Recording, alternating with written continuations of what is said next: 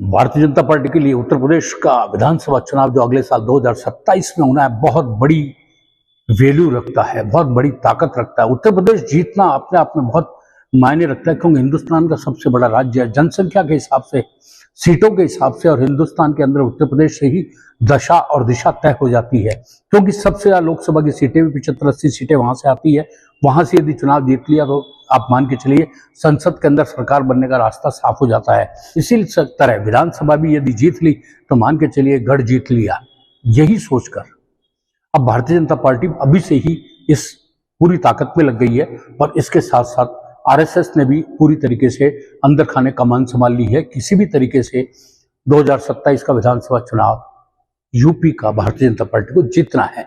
लेकिन अब इसके अंदर कोई दो राय नहीं है कि यूपी विधानसभा का चुनाव योगी आदित्यनाथ के नेतृत्व में ही लड़ा जाएगा। ये क्लियर हो चुका, यानी साफ है। कोई दूसरे किसी को गलतफहमी है कि नेता बदलेगा, वो नेता नहीं बदला जाएगा। आरएसएस ने भी इस तरीके का संकेत साफ तौर पर दे दिया है।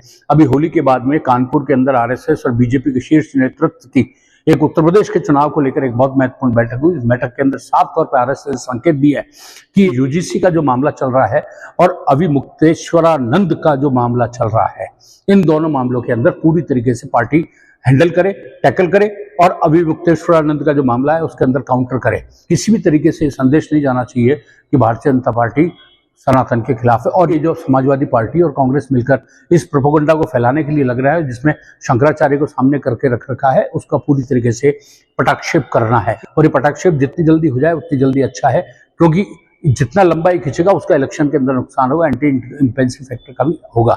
हालांकि योगी ने पिछले 2 कार्यकाल के अंदर जिस तरीके की बात काम किया है, जिस तरीके की चीजें करी है, उसको लेकर उत्तर प्रदेश की जनता काफी खुश भी है। और इस तरीके की चीजें चल रही है कि अब योगी वापस आएंगे तो योगी अब लॉ एंड ऑर्डर जो यूपी का कंट्रोल किया है, यूपी के अंदर डेवलपमेंट का जो रास्ता साफ किया है, और जिस तरीके की जो अपराधीकरण हो रहा था भयंकर तरीके से यूपी में, उसको खत्म किया है। इसको लेकर देखिए, यूपी के अंदर आरएसएस का एक्टिव होना, और आरएसएस देखिए, आरएसएस का डायरेक्ट इन्वॉल्वमेंट कभी इलेक्शन में नहीं होता, लेकिन आरएसएस ऐसी कमाल रखता है, स्ट्रेटेजी ऐसी बनाता है कि वो भारतीय जनता पार्टी के नेता उसको लेकर फॉलो करते हैं, और आने वाले दिनों के अंदर परिणाम मिलते हैं। भारतीय आरएसएस के जो स्वयंसेवक है उनका वर्किंग स्टाइल ऐसा होता है, किसी को पता भी नहीं चलता और स्थितियां बदल जाती है। इसका परिणाम साफ तौर पे आप देख के चलिए। हरियाणा के अंदर जिस तरीके से चुनाव थे, पूरी तरीके मान के चल रहा था कि कांग्रेस की सरकार बनेगी, भारतीय जनता पार्टी की सरकार जाएगी, और कांग्रेस ने तो बाकायदा इसके लिए मिठाइयां बांटने की तैयारी कर ली थी। लेकिन जब परिणाम आए तो परिणाम पूरी तरीके से भारतीय जनता पार्टी के स्पष्ट बहुमत की सरकार बनने की तरफ चले गए। उस समय भी आरएसएस ने अंदर खाने जो काम किया था वो सोचना नहीं जा सकता। राजस्थान के अंदर भी आप देखिए कि जिस तरीके की बातें अशोक गहलोत की सरकार थी, मान के चल रही थी कि सरकार में दोबारा रिपीट कर रहे हैं, लेकिन आरएसएस ने जिस तरीके से काम किया, अशोक गहलोत की सरकार साफ हो गई और भारतीय जनता पार्टी की सरकार पूरे बहुमत से बन गई।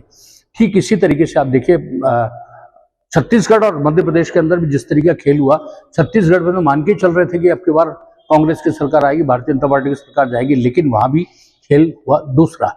अब जब उत्तर प्रदेश की बारी आ रही है, उत्तर प्रदेश के अंदर, और इस मीटिंग के अंदर जो कानपुर के अंदर मीटिंग हुई थी, इसमें योगी आदित्यनाथ स्वयं मौजूद थे, और उन्होंने साफ तौर पर कह दिया था कि यदि पार्टी के अंदर किसी भी तरीके कोई भी गुटबाजी, कोई मतभेद या किसी भी तरीके पार्टी को नुकसान करने की कोई कोशिश कर रहा है तो उन सबको सफाया कर दिया जाए, और जो नाराज लोग हैं उनको संतुष्ट करने के लिए जो भी कोशिश की जाए उसको बैठ के जाजम पे बैठा के उनकी समस्याओं को दूर किया जाए। फिर भी नहीं मानते हैं तो अनुशासनहीनता के अंदर कार्रवाई की जाए, किसी के साथ में कोई समझौता नहीं किया जाए।